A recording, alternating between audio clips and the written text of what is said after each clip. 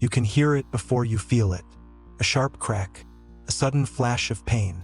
Then your leg stops being a leg and becomes a problem your entire life now depends on. Today, if you break a bone, people know what to do. They call an ambulance. A doctor takes an X-ray. Someone puts the bone back into place, wraps it in a cast, gives you painkillers, maybe even installs metal screws and plates. Then you go home and wait. But 50,000 years ago, there was no hospital, no X-ray, no cast, no anesthesia, no antibiotics. So what happened if an ancient human slipped on wet stone, fell from a cliff, or got kicked by a dying animal and heard that terrible sound? For a long time, the answer seemed obvious. They died. A broken leg meant you could not hunt. You could not run. You could not carry water. You could not keep up with a moving group. A broken arm meant you could not throw, climb, lift, scrape hides, build shelter, or defend yourself. But the bones we have found tell a stranger story. Some of them did not die. Some of them healed. And that means someone stayed. Let's start with one of the most famous injured humans who ever lived. He was not exactly us. He was a Neanderthal, found in Shanidar cave in northern Iraq, and researchers call him Shanidar 1. When scientists studied his skeleton, they found a body that should not have made sense. He had survived a crushing blow to the head. His left eye may have been damaged or blinded. One arm was withered and almost useless. His right leg was likely impaired. And in his right foot, one of the middle bones showed a healed fracture. That last detail matters. A broken bone in the foot is not just pain. For a hunter-gatherer, it is a chain reaction. You walk slower. You limp. You fall behind. You cannot chase animals or escape danger as quickly. And yet Shanidar 1 lived into his 30s or 40s, old age for many Neanderthals. He did not survive because he was strong. He survived because he was not alone. Someone brought him food. Someone helped him move. Someone protected him. Someone decided that an injured body was still worth carrying. That may be the oldest part of medicine. Not the tool, not the plant, not the bandage, but the decision not to abandon the wounded. But care alone was not enough. If a bone broke, the body had a job to do, and that job was brutal. The moment a bone snaps, blood vessels tear. Blood fills the break and forms a clot called a hematoma. To us, that looks like swelling and bruising. To the body, it is construction. Then soft tissue forms around the break, like a temporary bridge. Over time, that bridge becomes a callus, first soft, then harder, as cartilage and new bone lock the broken pieces together. Later, the body remodels that rough patch into stronger bone. Your skeleton can repair itself. But there is one condition. The broken pieces have to stay close enough and still enough for the repair to work. That is the ancient problem. How do you keep a broken bone still when the world around you is trying to kill you? The first answer was probably the simplest. Stop moving. Imagine a Paleolithic camp after an accident.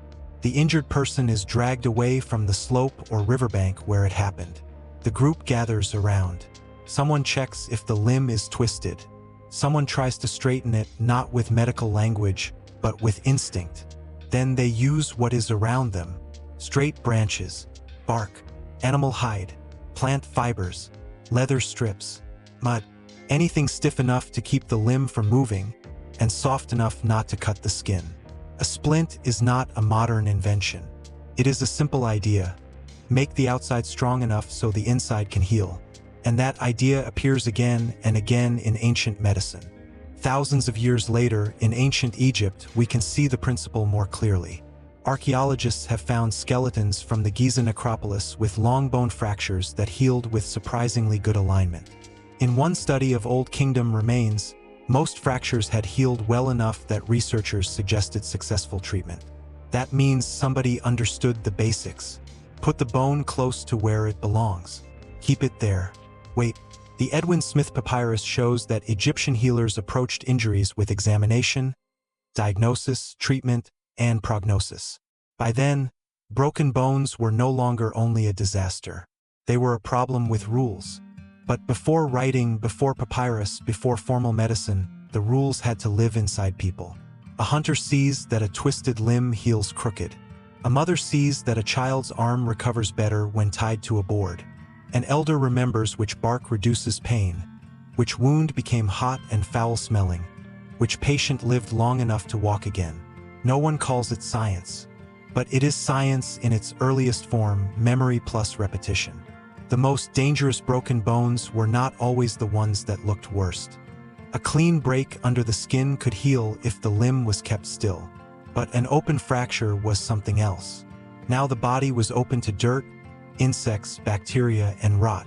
Ancient humans did not know microbes, but they knew the signs: heat, pus, smell, fever, weakness, death. A broken femur, the thigh bone, was especially terrifying. It is one of the strongest bones in the body, which means breaking it often requires enormous force. A fall, a crushing blow, a large animal. Even if the person survived the first hours, they might not walk for weeks. This is why healed leg bones are so powerful when archaeologists find them. They are not just injuries, they are evidence of time. Time when someone could not feed themselves normally. Time when others had to bring water, share meat, move camp differently, slow down, take risks. A healed fracture is a quiet record of a group making room for weakness. And that is where the famous story of the healed femur comes from. You may have heard it before, that the first sign of civilization was not a tool or a weapon, but a broken thigh bone that healed. The exact quote is debated, but the idea survives because it feels true. In the wild, a lone animal with a shattered leg usually does not get a second chance. Cannot flee, cannot hunt. It becomes food. But humans changed the rules. We carried the injured. Not always, not perfectly, not because ancient life was gentle. It was not, but often enough that their bones still carry the evidence. And the more we study ancient skeletons, the harder it becomes to believe that survival belonged only to the strongest. Among Neanderthals, researchers have argued that care for injury and illness was widespread, practical, and effective. In later hunter-gatherer groups, trauma studies show the same pattern. People survived injuries that would have disrupted daily life, which means care was part of social life. A broken bone did not only test the injured person, it tested the whole group. Could they spare food? Could they defend someone who could not run? Could they wait long enough for the callus to harden? Because bone healing is slow. The body does not repair a skeleton in a day. It builds, breaks down, and rebuilds. A person might feel better after weeks, but the deeper repair could take months. During that time, pain was constant. And for pain, ancient humans turned to the same world that injured them: plants. We know Neanderthals consumed plants such as yarrow and chamomile, which have medicinal properties and little nutritional value. Later civilizations used willow bark and other salicylate-containing plants for pain and inflammation. They did not know the molecule. They knew the effect. For a person with a broken bone, that mattered. Pain makes you move wrong. Pain steals sleep. Pain weakens the will to eat. Anything that reduced it, even a little, could help someone endure the weeks their body needed. Still, no plant could do the most important job. The tribe had to do that. The tribe was the caste, the hospital bed, the food supply, and the security system. If the group moved, someone had to help carry the injured person. If predators came near camp, someone had to stand between danger and the body that could not run. If food was scarce, someone had to share.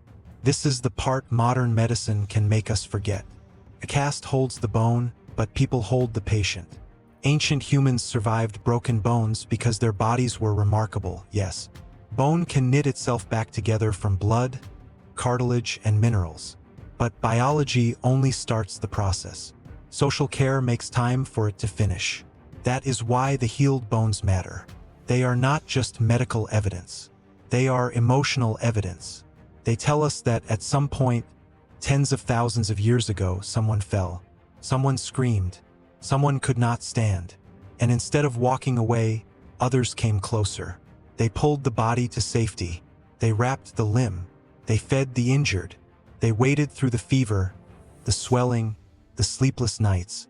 And sometimes, against all odds, they saw something else. The swelling went down.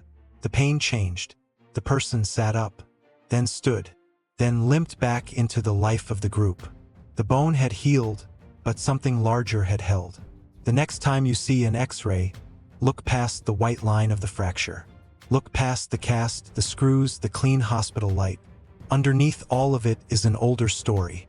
A story of branches tied with hide, of fires kept burning through the night, of hands carrying water to someone who could not walk, of knowledge passed from one frightened generation to the next. We did not survive broken bones because we were invincible.